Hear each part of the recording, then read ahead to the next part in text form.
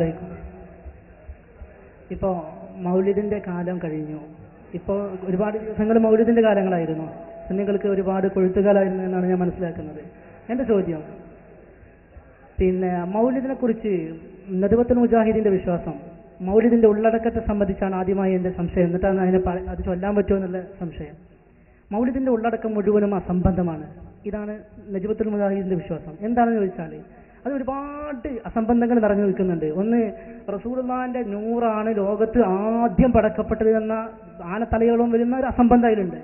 അത് തെളിയിക്കാൻ സുന്നി നേതാക്കന്മാർക്ക് ഒരിക്കലും കഴിയില്ല എന്നും, സ്വഹീഹായ ഒരൊറ്റ ഹദീസ് കൊണ്ട് അത് തെളിയിക്കാൻ കഴിയില്ല എന്നും, ലോകത്തുള്ള ഒരു കിതാബ് കൊണ്ടും അത് ഈ സദസ്സിന് മുമ്പ് തെളിയിക്കാൻ നിങ്ങൾക്ക് കഴിയില്ല എന്ന് വെല്ലുവിളിയുടെ സ്ഥലത്തോടെ ഞാൻ ചോദിക്കുകയാണ്. ഉത്തരം പറഞ്ഞാൽ അടുത്തതിലേക്ക് ഞാൻ കിടക്കും. നിങ്ങളിലേറെ വലിയ ശക്തിയിൽ സക്കരിയ പടത് ഒച്ചട്ടായിരുന്നു. പിന്നെന്താ സക്കരിയ സലാഹി എത്ര ഒച്ചയില്ല, നിങ്ങൾക്ക് ഒച്ച എവിടെ? ഇയാളെ ശബ്ദം എന്ത് അലറല്ലായിരുന്നു അയാള്. അലവിക്ക് കഴിയോ എന്ന് ചോദിച്ചു വെല്ലുവിളി. ഞാൻ കിതാബ് കൊടുത്തെങ്ങനെയാണ് വായിച്ചു കൊടുത്തു. ഓരോ ചോദ്യവും ഓരോ മറുപടി ഇങ്ങനെ ഇട്ട് കൊടുത്തു. ബഹുമാനപ്പെട്ട ഇമാം ഹിജറ 212 വഫാത്തായ ബഹുമാനപ്പെട്ട ഇമാം ഹാഫിദ് അബ്ദുർ റസാഖ് തന്റെ മുസന്നഫിൽ രേഖപ്പെടുത്തി വെച്ച ഒരു ഹദീസുണ്ട്. അള്ളാഹുവിന്റെ റസൂൽ അവിടുത്തെ തിരുസൃഷ്ടിപ്പിനെ കുറിച്ച് മഹാനായ ജാബിർ റളിയല്ലാഹു അൻഹു ചോദിക്കുകയാണ്, നബിയേ, അള്ളാഹുവിന്റെ സൃഷ്ടികളിൽ വെച്ച് അള്ളാഹു ആദ്യമായി സൃഷ്ടിച്ചിട്ടുള്ളത് എന്താണ് നബിയെ? ഏത് വസ്തുവായിരുന്നു? അഖ്ബിർനി അൻ അയ്യി ശൈഇൻ ഖലഖഹുല്ലാഹ്. അള്ളാഹു ആദ്യമായി സൃഷ്ടിച്ച വസ്തു എന്താണ് എന്ന കാര്യം തങ്ങൾ എനിക്കൊന്ന് പറഞ്ഞു തരണം നബിയേ എന്ന് ജാബിർ റളിയല്ലാഹു അൻഹു ചോദിക്കുകയാണ്.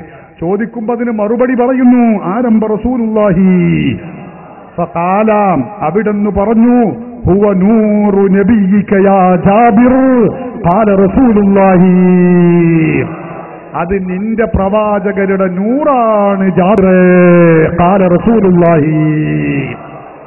ഇതുകൊണ്ടാ ഞങ്ങളെ മൗലിദിലൊക്കെ അങ്ങനെയുള്ളത്. സുബ്ഹാനല്ലദീ അത്ലഅ ശഹ്രി റബീഉൽ അവ്വലി ഖമറ നബിയിൽ ഹുദാ വഅൗജദ നൂറഹു ഖബ്ല ഖൽഖിൽ ആലമി വസമ്മാഹു മുഹമ്മദാ എന്ന് മങ്കൂസ് മൗലിദിലൊക്കെ പറഞ്ഞത്. അതുകൊണ്ടാ റസൂലുള്ളാഹിന്റെ നൂറാണ് ആദ്യമായി സൃഷ്ടിച്ചിട്ടുള്ളത്. ഈ ഹദീസ് ഞാൻ ഇവിടെ ഉദ്ധരിച്ചു. അപ്പൊ സക്കരിയ സലാഹി പറയുകയാണ്, ഇന്ന് നിലവിലുള്ള മുസന്നഫിന്റെ കോപ്പികളിലൊന്നും അതില്ല. അനീഫ കായക്കൊടി ഒരുക്ക വന്നു, മൂപ്പരും അതിൽ പങ്കാളിയായി. അനീഫ കായക്കൊടിയുടെ ചോദ്യവും ഉത്തരവും ഇൻഷാ അല്ലാഹ് ഞാനിവിടെ കേൾപ്പിക്കുന്നുണ്ട്. അത് ചോദിച്ചപ്പോൾ എനിക്ക് ഓർമ്മ വന്നതാണ്. അത് ഇന്നലെ എനിക്ക് വെക്കാൻ കഴിഞ്ഞിട്ടുമില്ല. ഏതാവട്ടെ, ഞാൻ പറയുന്നത് അങ്ങനെ അദ്ദേഹം പറഞ്ഞു. എന്താ? ആ ഹദീസ് ഇന്ന് മുസന്നഫിലില്ല. സഹോദരന്മാരെ, മുസന്നഫ് ഇന്ന് നിലവിലുള്ള മുസന്നഫ് എന്ന് പറയുന്ന മുസന്നഫ് അബ്ദുർ റസാഖ്, ആ മുസന്നഫ് അബ്ദുർ റസാഖിൽ സഹോദരന്മാരെ അതിന്റെ ആമുഖത്തിൽ അതിന്ന് അച്ചടിച്ച് വന്നപ്പോ ഈ ഹദീസല്ല, ഇതുപോലെ ഒരുപാട് ഹദീസുകൾ അതിലില്ല. ഇല്ലാന്ന് ഞാൻ പറയല്ല. അതിന്റെ ആമുഖത്തിൽ അത് പ്രിന്റ് ചെയ്യാൻ മുന്നോട്ട് വന്ന ഹബീബുർ റഹ്മാൻ അൽ ആലമി എന്ന് പറയുന്ന ആള് മൂപ്പര് തന്നെ പറയുന്നു, തംബീഹുൻ, ഇതൊരു ഉത്ബോധനാണ്. എന്താ? ഇന്ന നുസഖല്ലത്തി അസർന അലൈഹ ഔ അല്ലത്തി അഹറസ്നാഹ മുസവ്വറതൻ ഔ മഖൂതതൻ വഅതമദ്നാഹ ഫി ഇദാദി ഹാദ ദീവാനിൽ ജരീരി ലിത്ബഅ കുല്ലുഹാ നാഖിസ ഇല്ലാ നുസ്ഖത മുറാദുല്ല. അയാൾ പറയുന്നു, ഞാൻ ഈ നിലവിലുള്ള മുസന്നഫ് പബ്ലിഷ് ചെയ്യാൻ വേണ്ടി ഒരുപാട് ലൈബ്രറികളിൽ തപ്പി തെരഞ്ഞ് കണ്ടുപിടിച്ചു. പല നുസ്ഖകളും നോക്കി.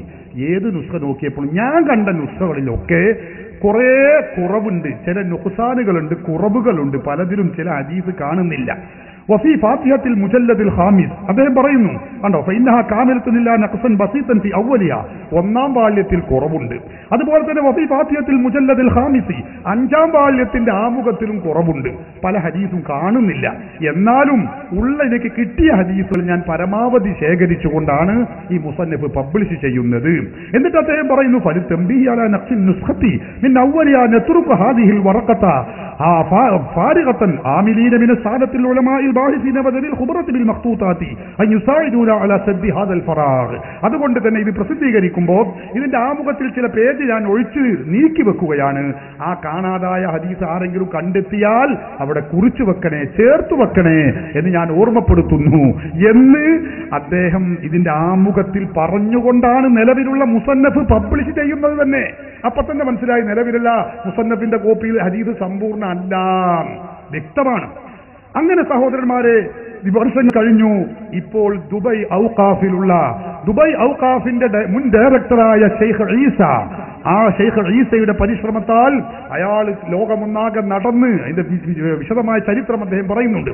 അദ്ദേഹം നടന്നു പല ലൈബ്രറികളിലും പരതി. അയാൾ പറഞ്ഞു, ഞാൻ മക്കത്തും മദീനത്തും റസൂലുള്ളാന്റെ ഹറമിലും റസൂലുള്ളാന്റെ സവിധത്തിലുമൊക്കെ ഇരുന്ന് പ്രാർത്ഥിച്ച് ഞാനിത് പരതിക്കൊണ്ടേയിരുന്നു. അവസാനം എനിക്ക് ഈ ഹദീസ് ലഭ്യമായി, ഇതുള്ള ഒരു നുസ്ഖ എനിക്ക് ലഭിച്ചു. അങ്ങനെയാണ് അദ്ദേഹം അത് പബ്ലിഷ് ചെയ്തത്. ആ പബ്ലിഷ് ചെയ്ത ഗ്രന്ഥമാണിത്, അൽ ജുസ്ഉൽ മഫ്ഖൂദ് മിനൽ ജുസ്ഇൽ അവ്വലി മിനൽ മുസന്നഫി. മുസന്നഫിൽ നിന്ന് കാണാതായ ഹദീസുകളെ സമാഹരിച്ചതിന്റെ 1ാം വാല്യമാകുന്നു എന്ന് പറഞ്ഞ് മഹാനവറുകൾ ഇത് പബ്ലിഷ് ചെയ്തു. അപ്പൊ നോക്കുമ്പോ അതിലുണ്ട് 1ാമത്തെ അധ്യായം തന്നെ എന്താണ്? കിതാബുൽ ഈമാൻ എന്ന് പറയുന്ന അധ്യായമാണ്.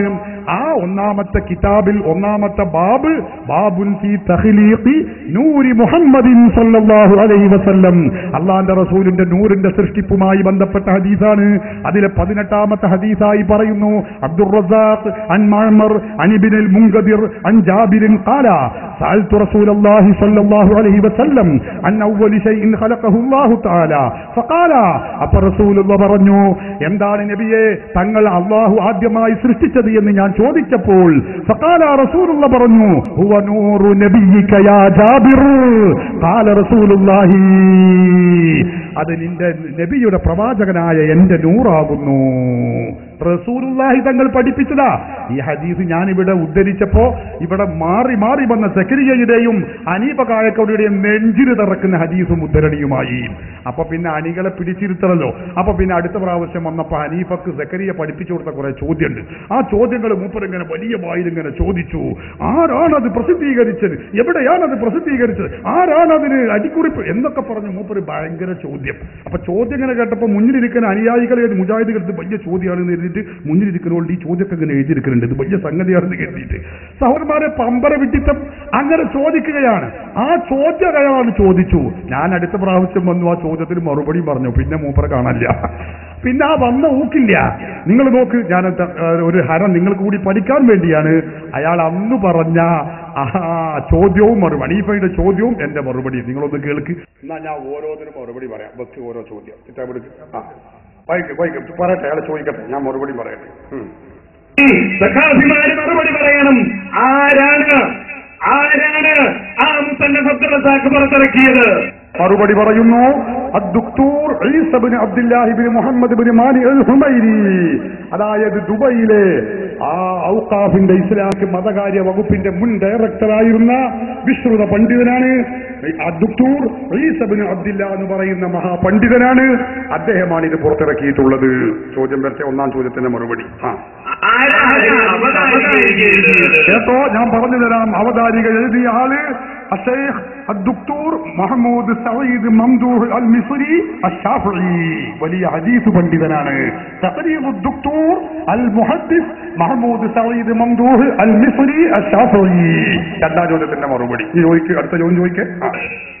എവിടെ നിന്നാണ് ഇത് പുറത്തിറങ്ങിയത്? ദുബൈയിൽ നിന്നാണ് ഇത് പുറത്തിറങ്ങിയിട്ടുള്ളത്. ചോദിക്കാം. എവിടെ നിന്നാണ് ഇന്ത്യയിൽ നിന്നാണ് അതിന്റെ കൈയെഴുത്ത് പ്രതി കിട്ടിയത്. സയ്യിദ് മുഹമ്മദ് അമീൻ ബറക്കാത്തി അൽ ഖാദിരി എന്നിവരിൽ നിന്നാണ് അത് കിട്ടിയത്. പറയൂ. 1933 റമളാൻ 9 തിങ്കളാഴ്ച ദിവസമാണ് അതിന്റെ കൈയെഴുത്ത് പ്രതി ആ കൈയെഴുത്ത് പ്രതിയിൽ നിന്ന് വിരമിച്ചത്. ചോദിക്കും.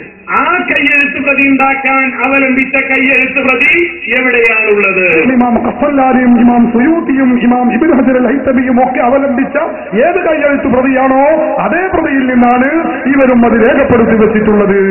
പറഞ്ഞ് മറുപടി എനിക്കൊന്ന് കേൾക്കണം. ചോദ്യം കഴിഞ്ഞില്ലേ? മൂപ്പർ ആ പൂജ്യം ഒട്ടഞ്ഞ് മറുപടി പറയും, എനിക്കൊന്ന് കേൾക്കാറ്. അപ്പൊ അതാണ്. അപ്പൊ അതില്ല എന്ന് പറഞ്ഞത് ശരിയല്ല, അതിനത്രയും പറഞ്ഞു. അടുത്ത ചോദ്യം ചോദിക്കും.